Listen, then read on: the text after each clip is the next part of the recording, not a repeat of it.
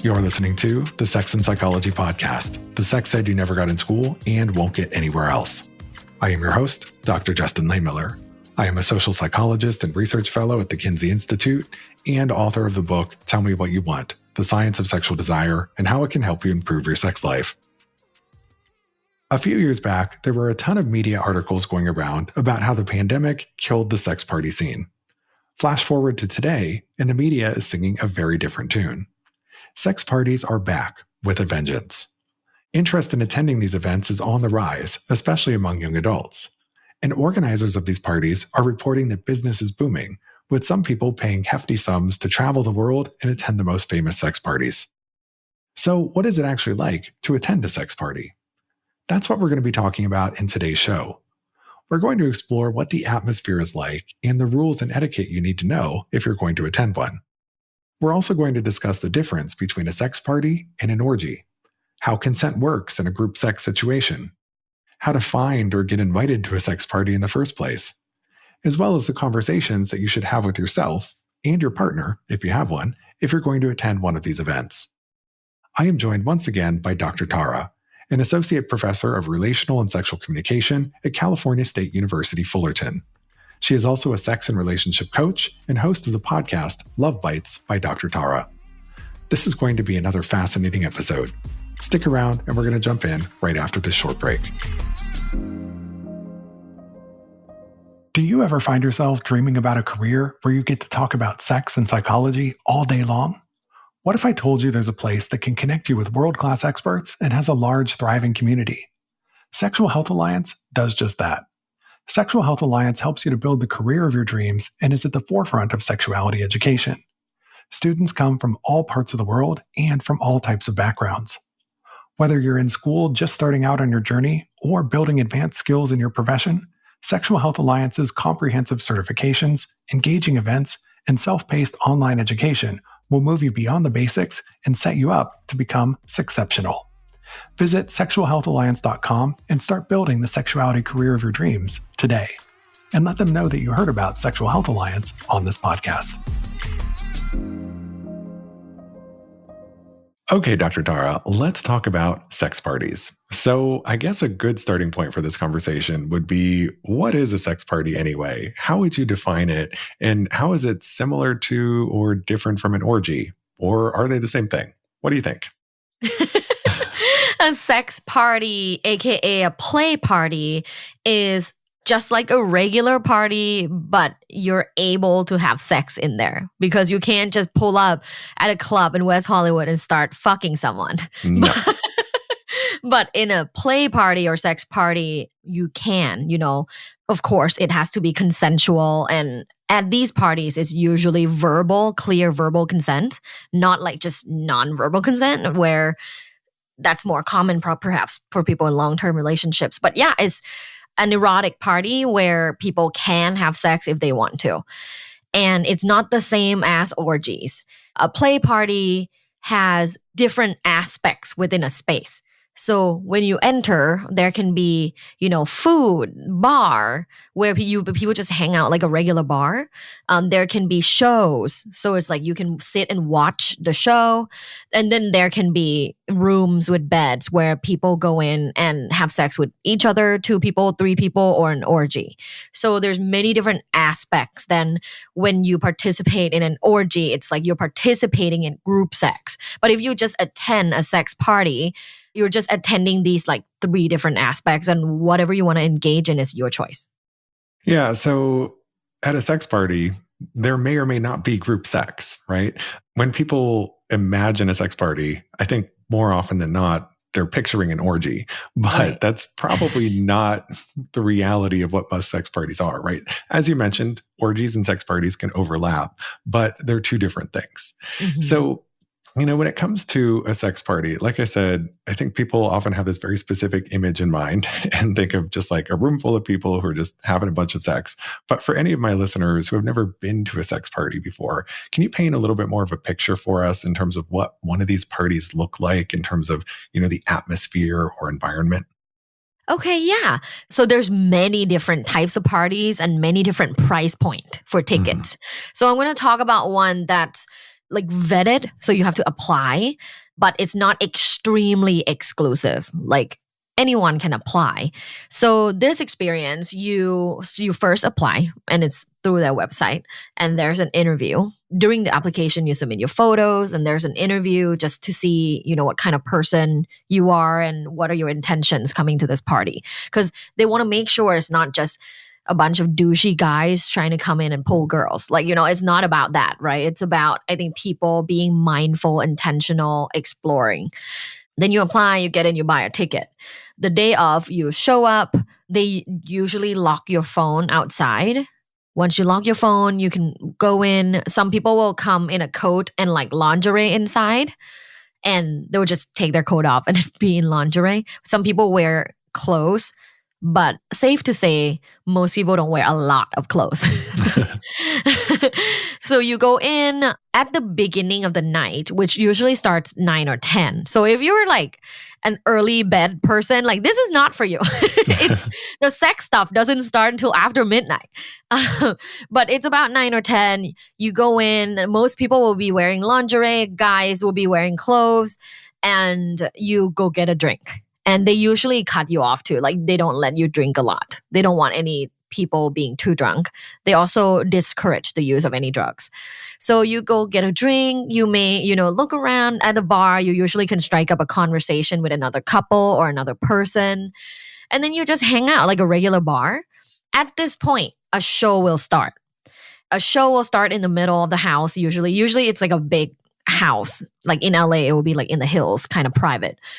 And a show will start. And it's usually erotic performers.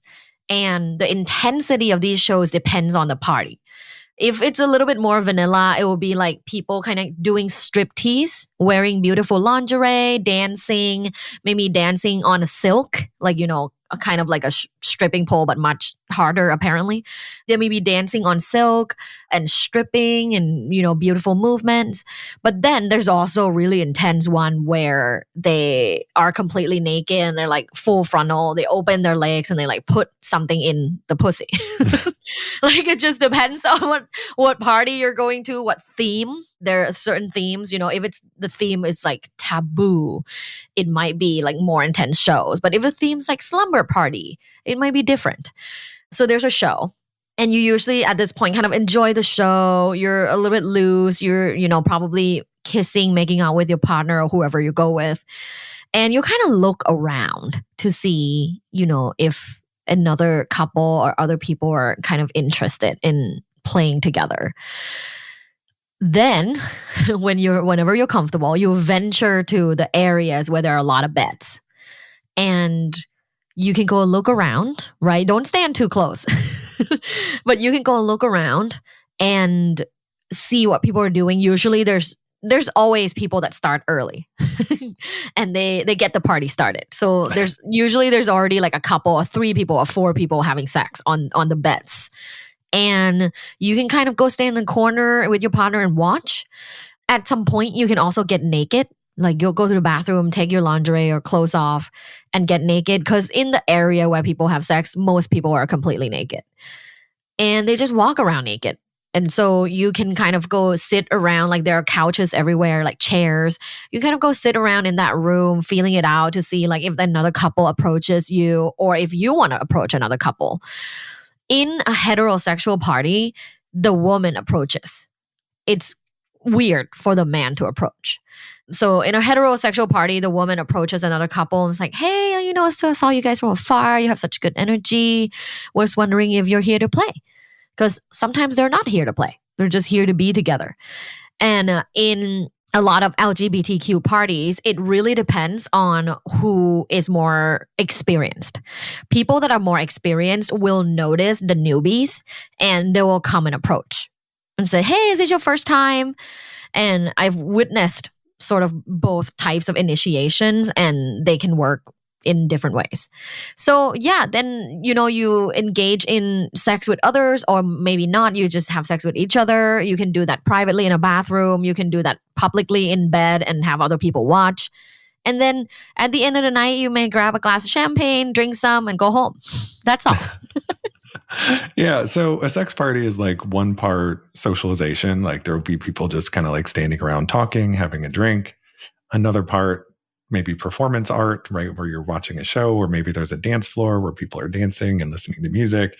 And then one part, sex, which can be anything from you just watching to you participating in sex with somebody who's there to maybe if you're with your partner, just having sex with them. So, yeah, it's going to look very different depending on the party that you're going to. These parties can run the full spectrum from being mild to wild. Some of them might be very kink themed.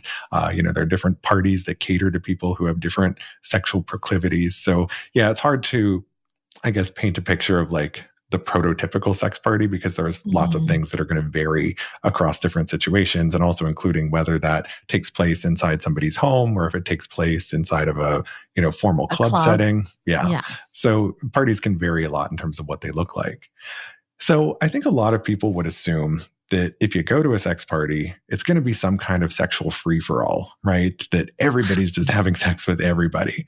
But most parties are going to have the rules pretty clearly spelled out regarding things like consent and boundaries. So just because you go to a sex party doesn't mean that you've automatically consented to having sex with everyone who's there. So tell us a little bit more about how consent works in a group situation like this. Yes. So it's usually very clear verbal consent. And the etiquette in like heterosexual party, for example, like I said, the etiquette is the woman goes up. And the woman usually goes up to a couple and go like, hey, give them some compliment and then ask if they're here to play with others. And if they say no, you respect that and just say, okay, well, have a great night and I'm around if you want to chat. But if they're like, yeah, we're kind of just looking around, then you might invite them to go get a drink. Like, oh, you want to grab a drink with me and my husband? And then start this ritual, start the dance from there. And consent for, I think, people that go without a partner, like singles, looks different. So when I was single, and I would go to these parties, it's like a date. It's like going on a date, a speed dating, if you will. Like I go alone, I grab a drink, I sit on a couch, a guy or a woman will approach and is like, hey, are you here alone? And you just talk very normal things like, what do you do for work? I'm like, okay, do you want a blow job or you want to ask me what I do for work? But, people just approach and women are really friendly in these settings. So when I used to go alone, there will be a woman that's like, hey, babe, are you here alone? I'm like, yeah, I'm kind of watching, exploring. I just want to know what it's like. And she will go like, okay, like you want to meet some of my friends or you want to come meet my partner? And then I'm kind of adopted by whoever the more experienced person is and observe with them. If they want to touch me, they usually ask like, can I touch you? Or can I feel your breasts? Can I kiss you? But it is always very verbal and direct. Yeah. And it sounds like there's a lot of etiquette that you kind of have to understand. Yeah. There's etiquette around consent and who approaches, but also there are going to be lots of other rules and things about like good behavior in one of these environments. Like for one thing, you don't want to get too drunk or wasted, or you don't want to show up high, right? No, you get banned. Yeah. I mean, it's also an environment where you should be generally sober. Like it's okay to have a drink or two, but you don't want to get like super drunk because that's how people often end up exceeding their boundaries or exceeding somebody else's. So, in the interest of creating a safe environment for everybody, that's why there are usually limits on drugs and other substances, but also, lots of etiquette around cell phones, and lots of parties. You're not allowed to bring it in at all. Or if you're bringing your phone in, like they'll put stickers on your cameras and things like that. Right. And so just because you're going to a sex party doesn't mean that you have license to like take photos or videos of everything that's going on there. Except for a porn star sex party, which she was like, oh yeah, baby, take content, post, share, tell them about my page. Like I went to a very famous OnlyFans girl's birthday party and it was a sex party. And everyone's cameras were out. I was a little bit uncomfortable because all the parties I've been to, you lock your phones or you put a sticker on the camera, but not this one. It's encouraged that things are being filmed. So I didn't get naked. Like I wore lingerie that didn't show nipples. And I didn't get naked because it's just not the environment that I was used to. But everyone was filming everywhere. Everyone was fucking. There's, you know, there's a bed in the middle of the house where the birthday girl is on, and people can kind of like come in and like have sex with her and then tag out. And then if someone else tags in, and it was fascinating. I love it. It was so liberal and liberating that she really enjoyed it. And she is fully embracing like her body. You know, everyone's watching. There's like probably 200 people. Yeah, birthday party, sex party with porn Yeah. stars. Yeah. Sounds like a fascinating time. It was one of the most memorable things that have ever happened to my life. I'm sure it was. Most people want to be in a relationship that feels amazing every single day. But many of us find that this is hard to achieve. However, with the right skill set, you can build toward having a truly epic relationship, and Beducated is here to help.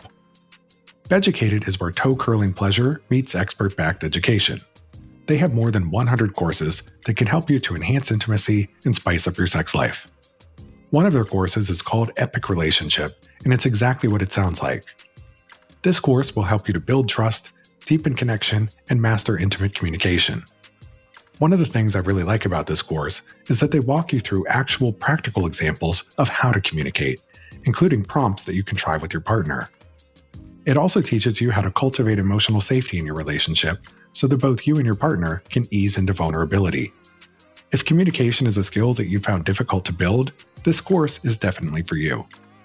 Whether you're looking to enjoy sex more, master some spicy new techniques, increase intimacy, or boost bedroom confidence, Beducated can help you to level up your intimate life.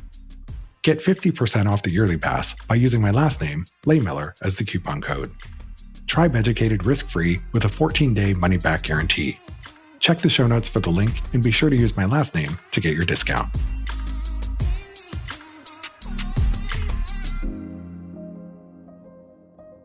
So at a sex party, there can sometimes be uncomfortable moments, right? So for example, somebody else might express interest in you, but you're not interested in them. Likewise, you might approach somebody else, but they're not into you. And for people who have lots of experience with sex parties, they're going to know how to navigate that situation pretty seamlessly. But for people who are new to it, it might be a little bit awkward. So do you have any tips on sort of managing rejection in group situations, including when you need to reject someone else and when somebody else rejects you? You know, I have a little story to tell for this because a recent party we went to, there was a couple, they're foreigners. I can tell from like the accent and kind of what they wear. They were from Brazil and it was their first time. And I was very friendly with them, like talking because I was just fascinated by people from abroad, right? Like, what is life like in Brazil? What do you guys do? Like, how did you meet? And so I was very enthusiastic in talking to them. And I think they took that as like, I want to play with them. So the girls asking if I want to play. And I'm like, I mean, we're not here to have penetrative sex with others, but I'd be down if you want to like touch my breasts. Or like if I touch yours, right? Like, so we started kind of massaging each other, but then the guy, without asking for consent, just joins, like her husband, just joins in, started touching me. My husband was like, whoa, what? Like, that's not what we agreed on. So that was really awkward. And what I did was, no, not today. I'm only playing with her. So I have to assert my boundaries and just tell him. He was a little bit frustrated because he's like, oh, so just the ladies then, huh? Not for me, not for him, like just pointing at my husband. And my husband's like, I'm completely fine watching. It was awkward and he didn't like it. And then he was telling her like, oh, let's go get a drink. So we stopped playing and then she left with him. So I think more of the story is like, if it's your first time, always do direct verbal consent. And if you need to say no, you have to stand up for yourself and verbally say like, oh no, I'm not doing this today. And if they keep coming back to you to ask if you're ready yet, because that happened to me when I was single. There was a guy that kept asking me throughout the night, like, are you ready yet? I'm like, no, bro, I'm not having sex with you. But he was like, he thought I just needed to drink more or something. Then I had to go see the guardian angel. So like every party has these sexy security guards. Sexy security guards. Love it. They're guardian angels. You go tell them like, hey, this guy has been pestering me for like 2 hours trying to have sex with him, and I'm not interested. And I literally said no for 5 times. So then they will go reprimand the person or even remove them from the party.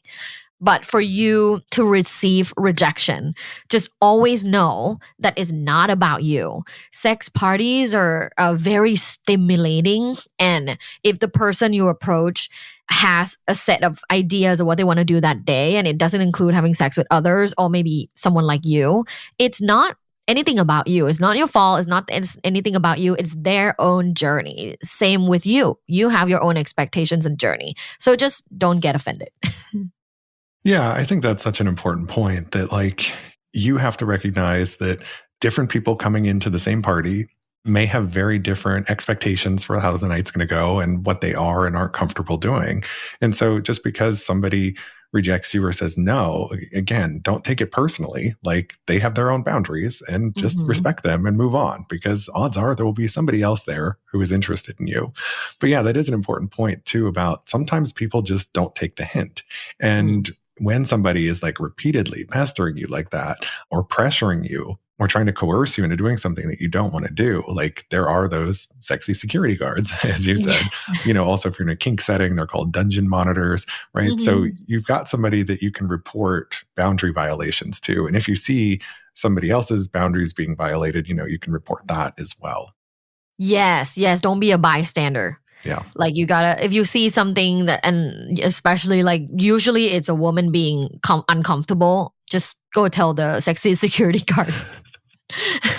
So I'm guessing that many of my listeners are wondering how they can go to a sex party. Like, where do you even find out about one of these events? How do you get an invitation, right? So for anybody who might be curious about exploring the sex party scene, but doesn't know where to begin, how do you find a sex party?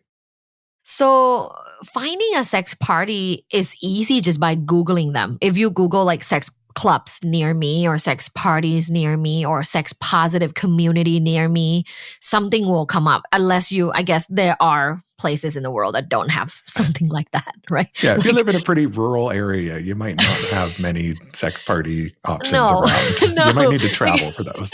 Like if you live on a farm in like Iowa, you might not have a sex party near you. You might have to, take a plane or drive. Like Dallas is a big lifestyle kind of sex positive place. LA, New York, sort of a more like bigger metropolitan cities will be very easy to locate. But people always ask like, how do I get invited? A lot of them you don't have to. You can go to the website and click apply and submit the application. Now, sometimes clubs will or groups or parties will ask who referred you. And that's where it's a little tricky if you don't know anybody. So take a step back and just join a sex positive community. So in LA, there's a group called like Sex Positive LA, right? One of them. And there's so many, but this is just one example.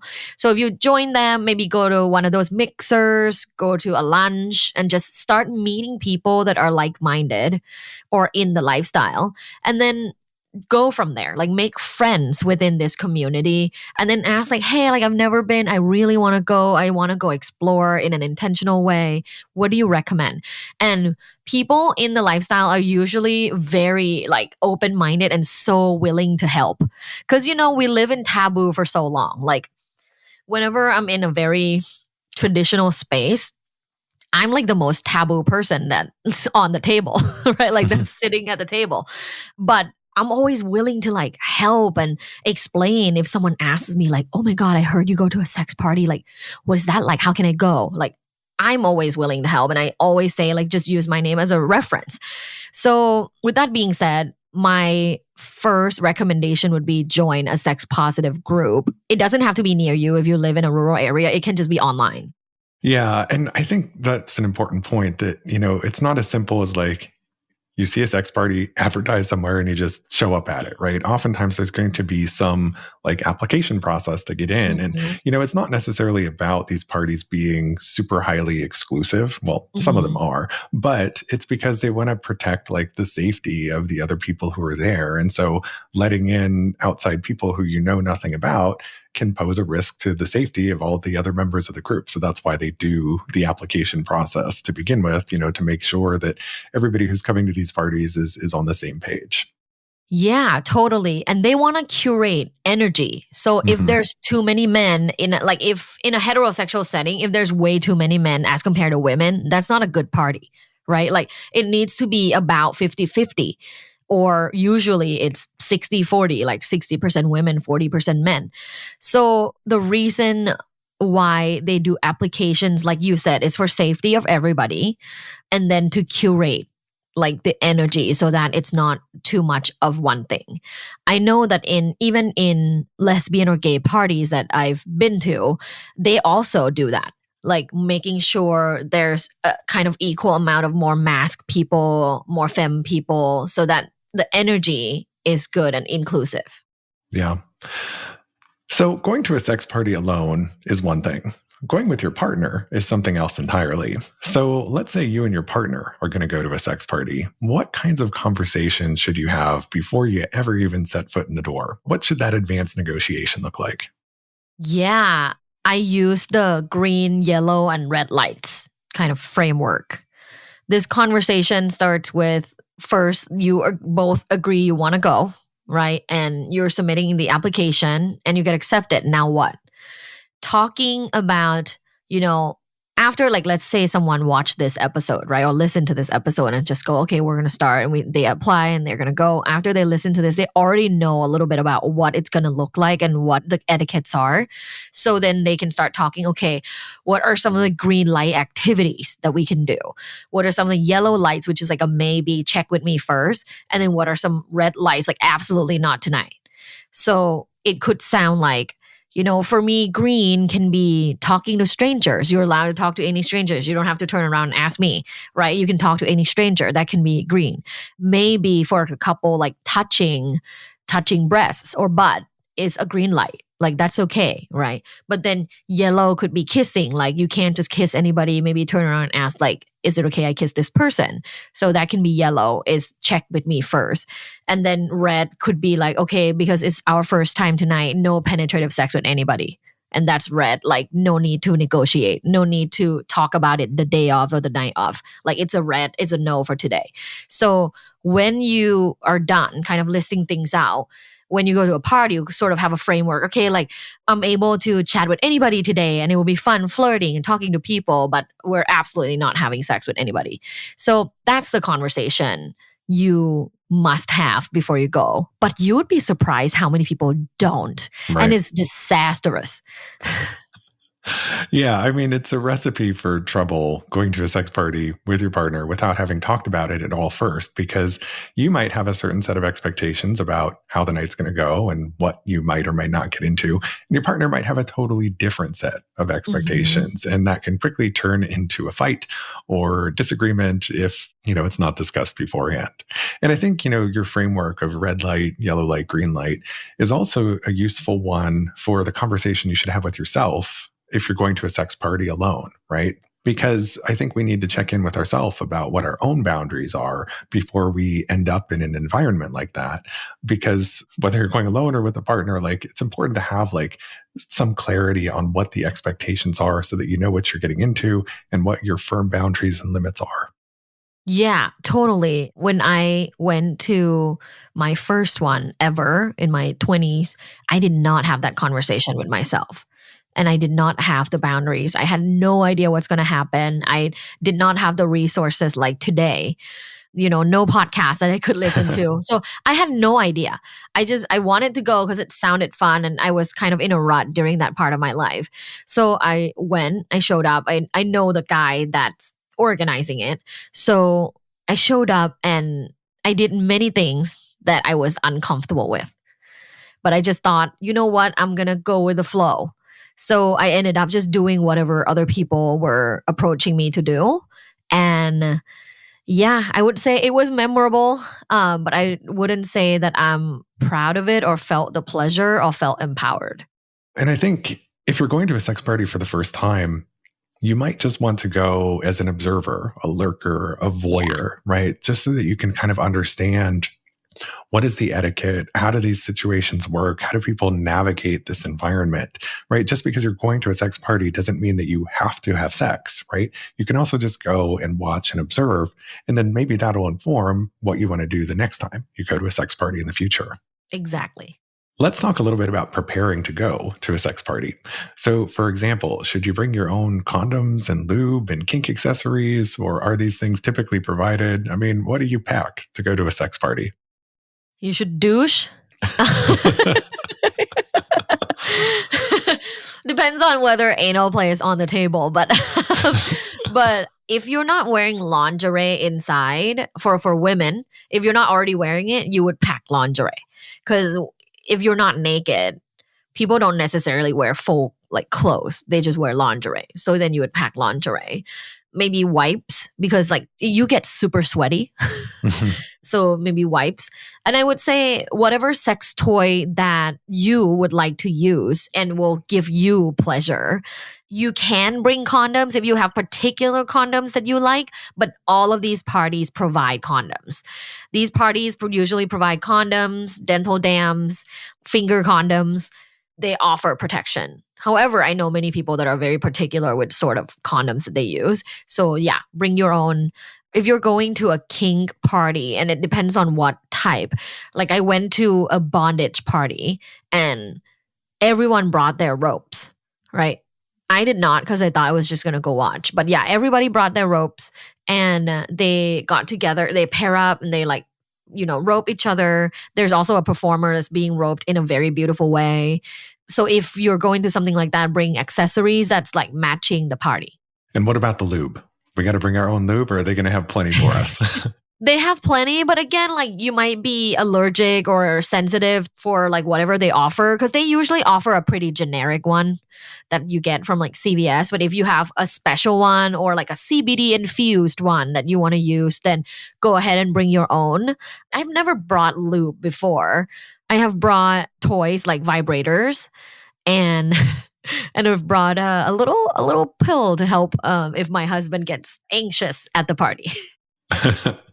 Yeah. And I mean, that is a thing that can happen at a sex party, is that like the idea of it, like in your head, might sound hot and fun and exciting and tantalizing and arousing to go to a sex party. But then you get in that environment and suddenly you feel anxious or inhibited. And if you have a penis, it might not get erect because that anxiety kind of gets in the way.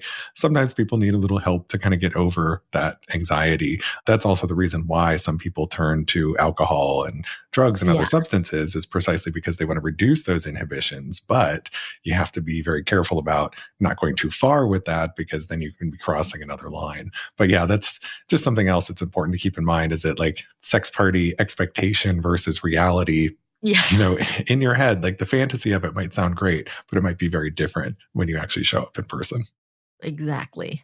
Well, thank you so much for this amazing conversation, Dr. Tara. It was a pleasure to have you here. Can you please tell my listeners where they can go to learn more about you and your work? Yes, you can find me at my website. It's lovebite.co. That's LUVBITES.co. And all my social media information's on there. Well, thank you again so much for your time. I'll be sure to include links to all of that in the show notes. Thank you.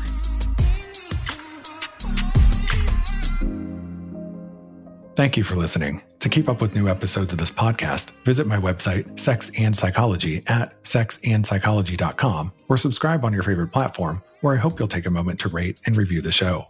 If you listen on Apple Podcasts, please consider becoming a Sex and Psychology Premium subscriber to enjoy ad-free listening for just $3.99 a month.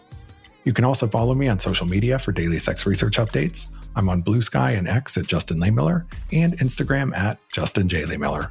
Also, be sure to check out my book, Tell Me What You Want. Thanks again for listening. Until next time.